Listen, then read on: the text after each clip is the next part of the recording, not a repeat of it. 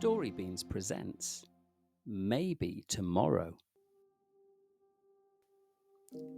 Have you ever felt like running forever just to see what lies beyond? Some creatures are born with restless hearts, always chasing new horizons, new sounds, new places.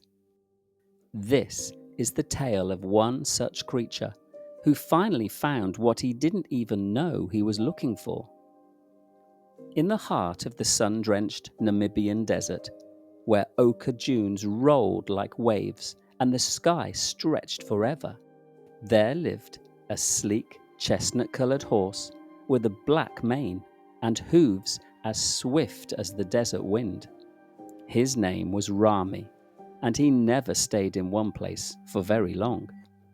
Rami was one of the rare Namibian desert horses, strong and wild, known for their independence. But even among them, Rami was different. Each time he stopped to rest, he would say, "Maybe tomorrow I'll stay, but not today." And with that, he'd gallop off toward the horizon, leaving only a swirl of dust behind. One afternoon, while trotting near the base of a tall dune, Rami heard a familiar soft voice. "Back again, Rami?" It was Kubu, a wise little sand lizard who lived under a smooth rock warmed daily by the desert sun. Her scales shimmered like gold, and her voice was always calm and kind.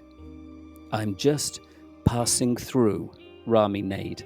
"I thought I'd say hello." Kubu flicked her tongue thoughtfully. "You've been saying that for moons now. Always passing, never staying." Rami laughed. "Why should I stay? There's always more to see. The desert stretches for miles." "But not everything worth finding is far away," Kubu said. "Here, I've got a shady spot, plenty of beetles, and I've even grown a cactus patch. You could rest here. We could be neighbours. You might like it." Rami hesitated, his tail flicking. Maybe tomorrow." Kubu sighed. "You always say that." The next morning, Rami was already on the move, bounding across dry riverbeds and rocky plains. But even as he galloped, he kept thinking of Kubu and her peaceful little rock. Something about the lizard's words stayed with him.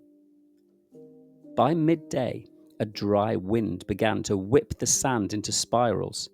A jackal's howl echoed from the canyon nearby.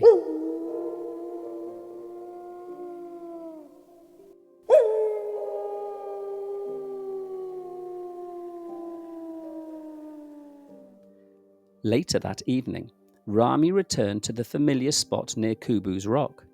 But the rock was empty. "Kubu?" Rami called. "Are you there?" Silence. Then a rough voice growled behind him. "Looking for your little lizard friend?" Rami spun around. A scruffy jackal with ragged ears and yellow eyes slinked out from the shadows. His name was Django, and he was known in the desert for his sharp teeth and sharper tricks. "I saw her this morning," Django sneered. "Very tasty looking she was, but I didn't bite, not yet. She's trapped in a pile of stones in the canyon. Poor thing was digging for beetles when the rocks shifted." Rami's heart pounded. "Is she hurt?" "Maybe," Django said, his tail swishing. "But the canyon's steep, and you're in quite a hurry, aren't you? Always rolling, never stopping. Maybe someone else will help her, eventually." Rami's hooves scraped the ground. He thought about all the places he could be running to, but none of them mattered more than the friend he might lose. "Where is she?" Rami demanded. The canyon was steep, and the evening twilight was arriving fast. Rami searched everywhere he could think of, trying to find his friend. After some time, he discovered Kubu near the base of the canyon. Her tiny lizard body was half buried beneath a tumble of loose rocks. "Kubu!" Rami called. Kubu opened one eye. "I knew you'd come." Rami nuzzled the rocks away carefully, using his strong hooves to shift the heavier ones. It was slow work, and the jackal watched from a nearby dune, amused yet unimpressed. "You're wasting time," Django called. "The desert's not going to wait for you, wild horse." Rami didn't answer. At last he freed Kubu and helped her to climb up onto his back. The journey out of the canyon was hard, but Rami never stopped, never gave up trying, not until his Kubu was safe again. As they galloped onwards, Kubu whispered into his ear, "You saved me." "You're my friend," Rami replied simply. For the first time in a long while, Rami didn't move on the next day, or the day after that. Instead, he stayed by Kubu's side, fetching water for her from a distant spring using his strong legs, and gathering dry twigs to shade her from the desert sun. Django passed by again. "Still here?" the jackal scoffed. "You'll grow moss, you know." Rami smiled. "Maybe I will, but some moss isn't such a bad thing." Kubu chuckled weakly.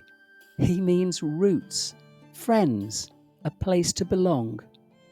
Rami turned and looked out at the horizon, the same one that used to call him endlessly. But now it felt less urgent. The desert would still be there tomorrow, and the day after that.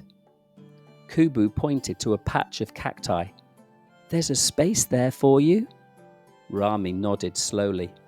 "Maybe tomorrow I'll build my own shelter right here." Kubu grinned. "Now that's a maybe I want to believe in." That night, under a sky dusted with stars, Rami lay down next to his friend. The desert wind hummed gently through the dunes, and for the first time, Rami felt something deeper than freedom. He felt peace. Maybe tomorrow he'd stay, but this time he didn't mean maybe, he meant yes. You see, sometimes the best journeys are the ones that lead us home. Thank you for watching Story Beans. See you next time.